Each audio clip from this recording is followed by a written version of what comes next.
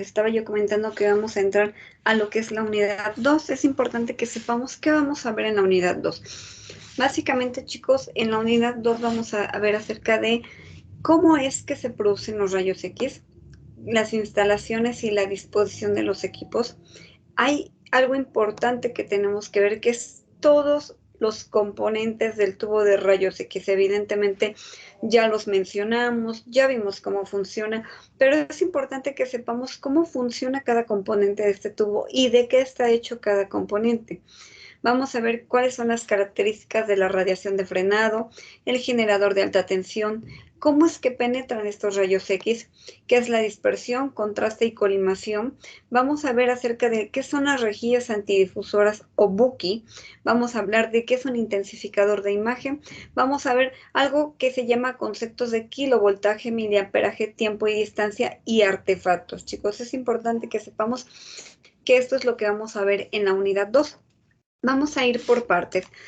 Vamos a ver cómo es que se producen estos rayos X. Ya sé que es un equipo de rayos X, ya sé que es, en este caso, a qué pertenece, a qué parte del espectro electromagnético pertenecen mis rayos X, ya sé dónde están ubicados, pero vamos a ver cómo es que se produce esta radiación. Ya sabemos que se produce en el tubo de rayos X, pero vamos a ver cómo es que se hace.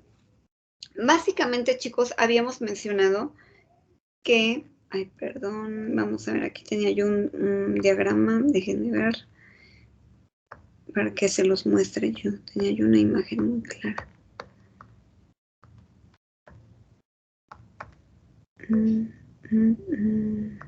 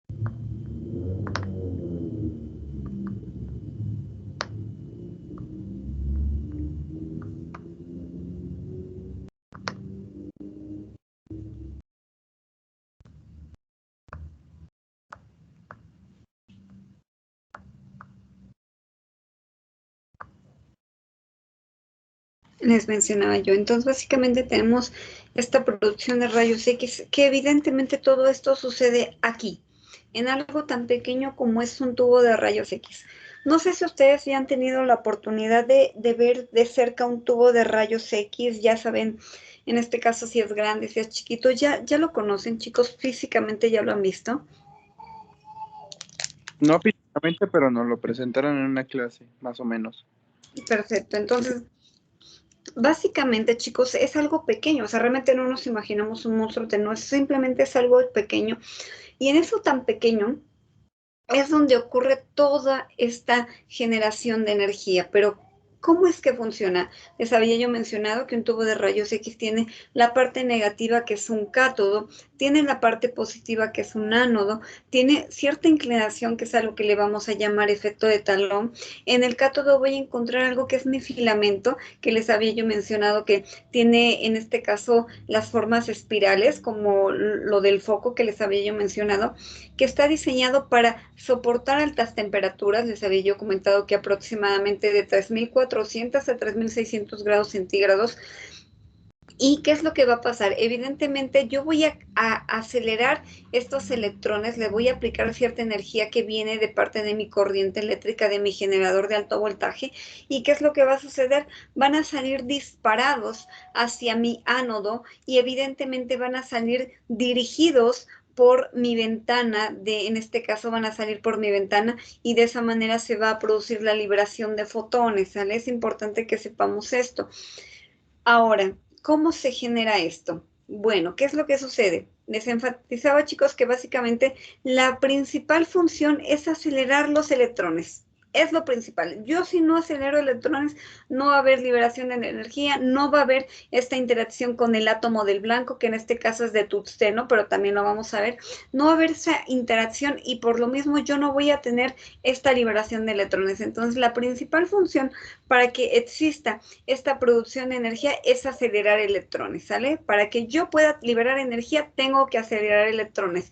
Ahora, ¿cómo se le va cómo voy a acelerar estos en electrones? Pues básicamente, chicos, voy a acelerarlo mediante energía en movimiento, ¿sale? Todo lo que yo le aplique cierta energía va a tener va a salir disparado con cierto movimiento. Aquí vamos a aplicar que en este caso, a cualquier acción va a haber una reacción. O sea, yo en este caso aplico energía, que es lo que va a provocar una aceleración de electrones. Ajá. Ahora, hay que mencionar, chicos, que para que yo acelere esta energía, debo de conocer las tres principales componentes o partes del sistema de imagen de rayos X. Primero que nada, chicos, es la consola. La consola es en este caso, es mi primer componente de mi equipo de rayos X. El generador de alto voltaje. El generador de alto voltaje es lo que me va a aplicar, es lo que me va a inyectar esa energía que me va a permitir que esa energía llegue a mi tubo de rayos X. Y la consola de operación me permite determinar cuánta energía voy a aplicar a ese tubo de rayos X, ¿sale? Esto es un conjunto de todo. Ninguno funciona sin ninguna otra. Hacen un conjunto de, digamos que de un componente esencial. O sea, yo no puedo acelerar electrones si no tengo en este caso, por ejemplo, un generador de alto voltaje. O yo no puedo decidir cuánta energía voy a aplicar a mi tubo de rayos X si no tengo una consola de operación. Todas forman parte del sistema de un equipo de rayos X y todas funcionan en conjunción. No puede funcionar una sin la otra, ¿sale? Entonces, es importante que conozcan que estas tres partes principales son las que me van a formar mi sistema de imagen de rayos X, la consola de operación, el generador de alto voltaje y el tubo de rayos X. Están diseñadas, chicos, para proporcionar un gran número de electrones de energía de alta cinética enfocados en un pequeño punto del ánodo. Es decir, yo voy a acelerar toda esta energía, ¿por qué no se va dispersada? ¿Por qué? Porque yo la voy a dirigir con mi filamento, y aquí en mi filamento hay algo que se llama copa focalizadora, su nombre le dice focalizadora, me va a dirigir estos electrones hacia mi blanco. Si yo no tuviera esto y yo acelero estos electrones, van a salir dispersados hacia todas las direcciones posibles. Entonces, por eso existe esto. Existe una copa focalizadora y existe un filamento que me va a dirigir mi haz de rayos X hacia mi ánodo, donde va a existir la interacción con el átomo del blanco de tungsteno y van a salir hacia mi ventana. Ajá. ¿Y por qué sucede esto? Pues básicamente yo estoy aplicando energía cinética, energía del movimiento. Les estoy dando esa energía proporcional. ¿Y qué es lo que va a pasar? Esa energía va a salir disparada de acuerdo a la masa y a la velocidad con la que yo salga y con la que yo le aplique, en este caso, a esta energía del movimiento. Esta fórmula que les acabo de poner aquí, chicos, es únicamente para que ustedes sepan que podemos calcular qué energía tiene mi movimiento, qué energía va a tener, en este caso, mi electrón que sale disparado, pero no es algo que apliquemos, por ejemplo, en radiodiagnóstico. O sea, es importante que sepan que no la vamos a utilizar, pero es importante que la conozcan. Sí podemos calcular con qué energía va a salir disparado. Por ejemplo, quiero saber qué energía tiene, pues básicamente vamos a sustituir donde M es la masa en kilogramos y B es la velocidad en metros por segundo, y básicamente nos va a dar la energía cinética en joules, ¿sale? Obviamente aquí se va a dividir entre dos, pero eso es importante que lo sepan. Ustedes saben, chicos, ¿se imaginan a qué velocidad va a salir disparado? ¿Tienen una idea? Aproximadamente la velocidad de la luz. Exactamente. estos electrones salen disparados a la velocidad de la luz. ¿Cuánto es la velocidad de la luz, chicos? ¿La conocen? ¿La saben? 1.8 por 10 a la 12. 1.8 por 10 a la 12. O la fórmula. No. Básicamente cuando hablamos de velocidad básicamente es por kilómetros. Básicamente estamos hablando de que son 300.000 kilómetros por segundo, más o menos, porque estamos hablando en velocidad, en segundo. Entonces, básicamente eso es a lo que está viajando la velocidad de la luz, 300.000 kilómetros por segundo. O sea, es algo inimaginable, es algo imperceptible, no lo vemos, ¿verdad? Pero es importante que lo sepan. La velocidad de la luz, chicos, es algo que ustedes deben de saber, ¿sale? Es algo que deben de conocer. Entonces son a 300.000 kilómetros por segundo. Es importante que la conozcamos. Ahora, aquí vuelvo a ver esto, chicos. Voy a aplicar esta energía la voy a aplicar, ¿y qué es lo que va a suceder? Ya apliqué mi energía, aquí viene mi kilovoltaje que yo ya apliqué, se empieza a calentarse esta energía, se empieza a preparar los electrones para salir disparados de mi cátodo, ¿y qué es lo que va a pasar? Van a chocar con mi ánodo. ¿Qué pasará, chicos, si yo no tendré un blanco? ¿Creen que se podría producir en este caso la liberación de fotones? No, porque quedarían dispersos. Exactamente, no tendríamos esta emisión, no podríamos hacer esta emisión de fotones. Básicamente, chicos, el filamento, aquí ustedes van a ver cómo se va a calentar al rojo vivo y va a permitir que se emitan estos electrones mediante una emisión termoiónica, ¿sale? Porque son acelerados hacia el ánodo, en este caso, pero por el alto voltaje y salen disparados a la velocidad de la luz, ¿sale? Es importante que tengamos muy claro este diagrama. Es algo muy básico, pero es importante que lo recuerden, ¿sale? Todos los electrones, chicos, tienen la misma masa, por lo consiguiente tienen la misma energía cinética, ¿sale? En este caso, pero ¿qué los va a acelerar una vez que yo decido, chicos? Por ejemplo, eso lo vamos a ver más adelante cuando veamos la consola de control, pero yo puedo determinar ¿qué kilovoltaje quiero aplicar a mi disparo? Eso es lo que va a modificar la penetración que van a tener estos fotones cuando lleguen a interaccionar con mi paciente. Eso sí lo puedo determinar. Yo puedo decidir el kilovoltaje, es decir, puedo determinar la energía cinética para decidir con qué penetración quiero que tengan estos electrones, estos fotones, porque una vez que salen aquí, ya se vuelven fotones, ¿sale? Y ya no tienen carga, ya no son ni positivos ni negativos, ya son fotones, ¿sale? Entonces es importante que sepamos que una vez que salen de mi tubo, ya se convierten en fotones. Entonces, cuando yo selecciono el kilovoltaje, puedo modificar la energía cinética, ¿sale? Porque se terminan incrementando el kilovoltaje. La velocidad básicamente es la misma porque es la velocidad de la luz.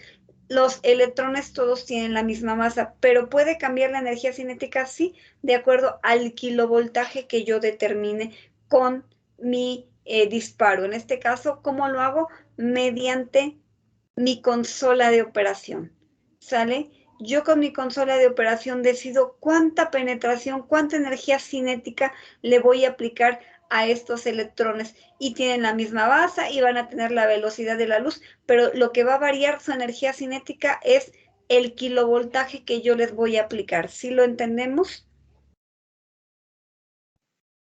Por eso, no todos los fotones van a tener la misma penetración, ¿sale? No todos los fotones tienen la misma penetración porque no tienen la misma energía cinética, porque yo voy a decidir con qué energía cinética van a salir disparados esos fotones y lo determino mediante mi kilovoltaje. ¿Cómo decido el kilovoltaje?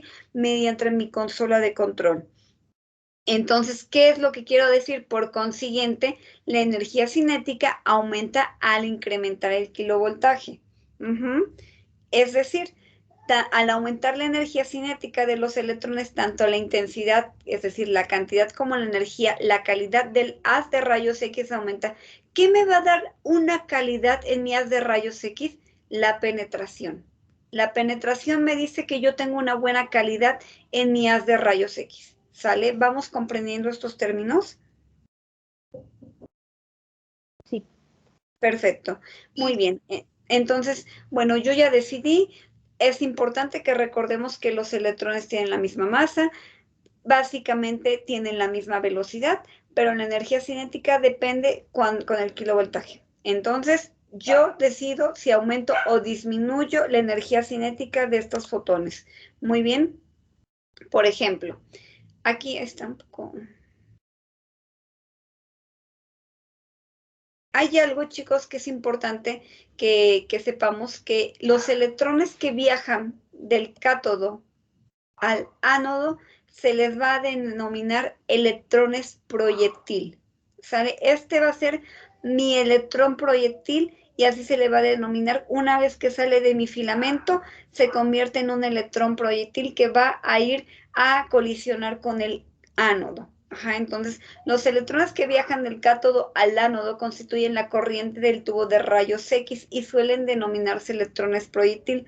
Cuando estos electrones proyectil golpean los átomos metálicos pesados del blanco, que es de tungsteno en este caso, del tubo de rayos X, transfieren una energía cinética a los átomos del blanco, es lo que les digo. Van a transferir esta energía cinética a los átomos del blanco. ¿Sale? Por ejemplo, en un sistema de imagen de rayos X operando a 70 kilovolts, cada electrón llega al blanco con una energía cinética máxima de 70 kiloelectronvolts.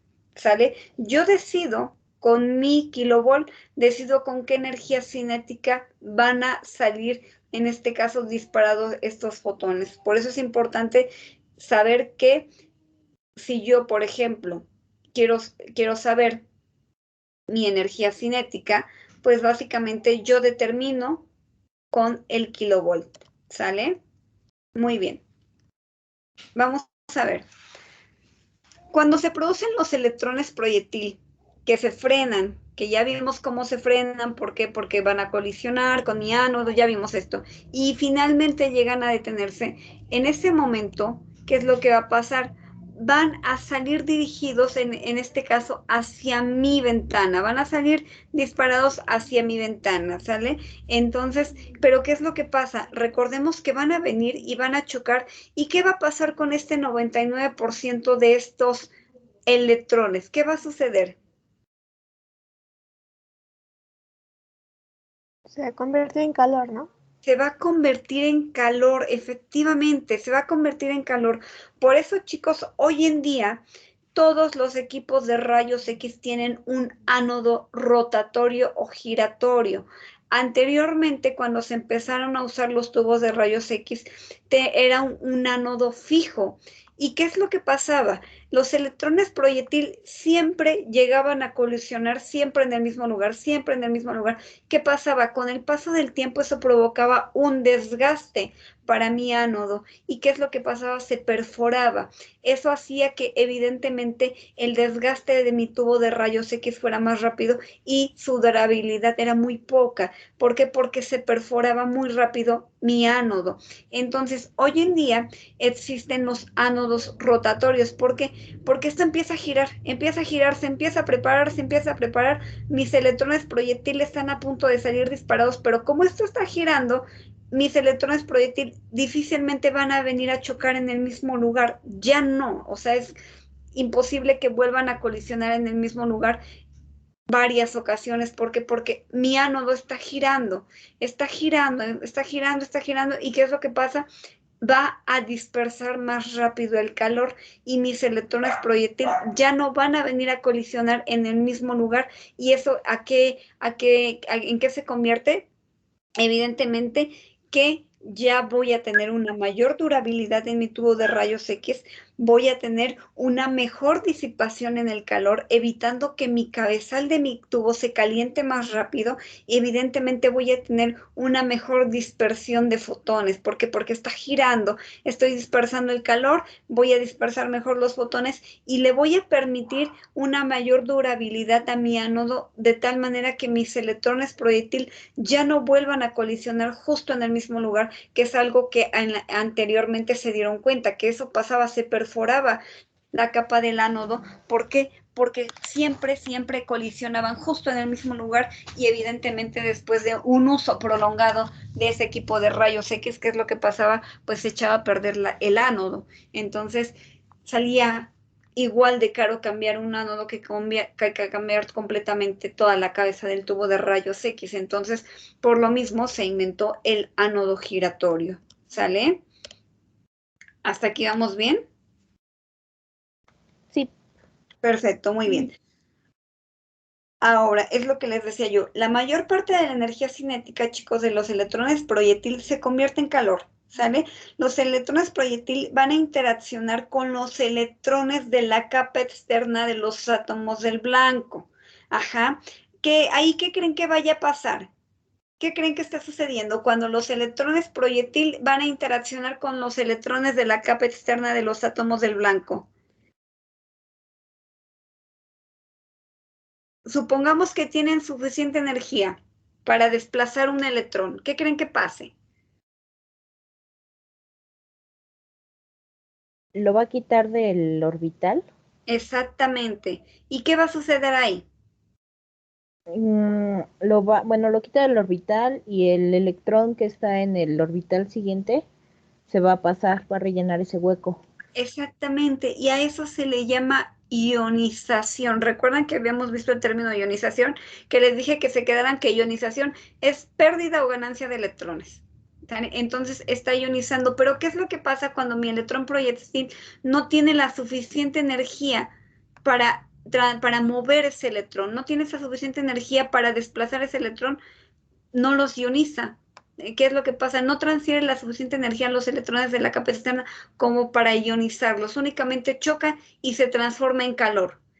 No tiene esa, ¿por qué? Porque no tiene esa energía suficiente para ionizarlos. Entonces, todos esos electrones que no tienen ahí energía suficiente para ionizar el electrón en la capa externa en este caso del blanco, se convierte en calor. ¿Por qué? Porque no tienen la capacidad de ionizarlo. Eso es lo que hace que se convierta en calor. ¿Por qué? Porque no tienen esa energía cinética, no llegaron con la suficiente energía para arrancar el electrón de la capa externa y por lo mismo se va a dispersar, se convierte en calor, ¿sale?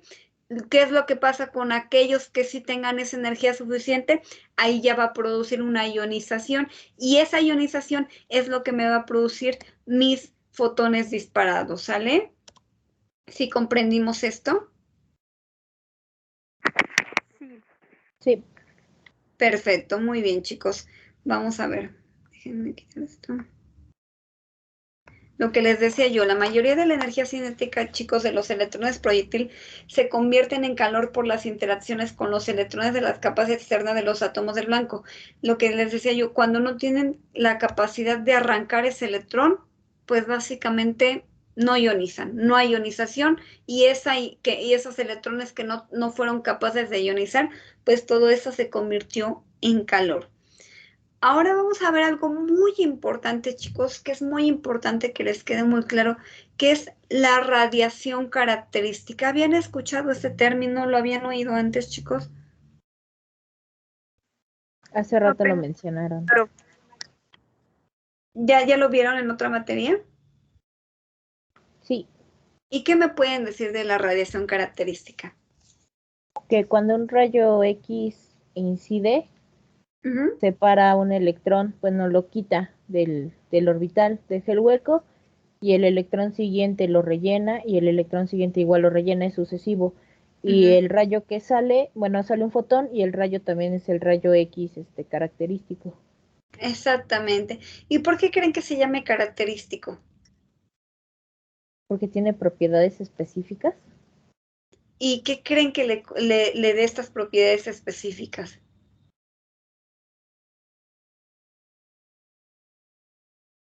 la energía con la que es despegado. Sí, efectivamente tienes razón, pero básicamente, chicos, es correcto como lo estás diciendo, pero básicamente lo que me va a decir que por qué es característica es porque depende de qué orbital se arranque el electrón. Eso es lo que, por eso se llama radiación característica. ¿Por qué? Porque puede ser que yo lo arranque de la capa K, puede ser que lo arranque de la capa L, puede ser que lo arranque de la capa M, puede ser, dependiendo del orbital donde yo lo arranque, es la energía que va a tener y por eso se le llama radiación característica. Característica A, en este caso, a la capa a la que pertenezca el electrón. Pero ojo, no todos los rayos X tienen la capacidad de producir, perdón, no todos, en este caso los electrones, o no por el hecho de que yo haya arrancado un electrón me va a producir radiación. No, solamente van a ser aquellos que se arranquen de la capa K. ¿Por qué? Porque estos van a tener la capacidad de producir energía de 69 kiloelectronvolts. Por ejemplo, es que si yo arranco uno de la capa O, que me produce 0.08, no voy a tener producción de energía. O sea, vean cuánta energía me da casi nada.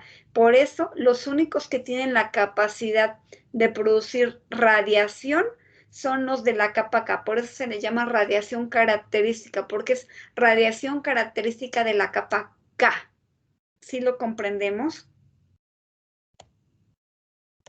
Y es importante que recordemos este cuadro. Ahora, dependiendo, esto, ojo, es importante, chicos, que recordemos el material del átomo. Sale del material del átomo con el que voy a incidir. En este caso, estamos hablando del tungsteno. ¿Por qué? Porque del tungsteno está hecho mi blanco. Sale mi material primordial de mi blanco es el tungsteno. Entonces, mis átomos, mis electrones que van a salir disparados van a interaccionar con los átomos del tungsteno y es con los que van a interaccionar y ahí va a decidir, dependiendo mi energía cinética, va a decidir si tiene o no tiene esa energía suficiente para arrancar los electrones de los orbitales y dependiendo el orbital que arranque va a ser si es radiación característica o no, y la radiación característica que tiene la capacidad de producir esa radiación son los de la capa K. Por eso se llama, por eso se le llama radiación característica. ¿Sale? Si no entendemos, aquí puse un ejemplo muy claro. Si ustedes se dan cuenta, viene mi radiación incidente, vean cómo choca y desplaza mi electrón arrancándolo de la capa K. Cuando el electrón proyectil ioniza un átomo del blanco arrancando un electrón de la capa K, se crea un hueco electrónico temporal. Ajá. En este estado es altamente antinatural para el átomo del blanco y lo que tú decías, es antinatural que un hueco se quede vacío. Entonces, ¿qué es lo que pasa? Otro átomo, en este caso, en otro electrón de otro orbital, va a llegar a suplir ese espacio porque es antinatural que se quede un orbital sin un electrón. Entonces, va a llegar a corregirse ese electrón por la caída de otro. ¿Y qué es lo que va a pasar? Pero el que ya salió arrancado es el de la capa K y es el que me va a producir esta radiación característica. ¿Sí lo entendemos? Sí. Perfecto, chicos. Hasta aquí la vamos a dejar. Nos vemos el día lunes. No se les queda tarea. Y pues nos vemos el día lunes. ¿Sale? Hay todavía mucho que ver. Sí, la profesora, buenas tardes. Bien, Gracias. chicos. Cuídense mucho. Tengan una buena tarde. Nos vemos el día lunes. Profesora. Gracias. Dime. Adiós. Hola, buenas tardes, perdón. No es para comentarle, cuando estaba pasando lista ya no pude contestar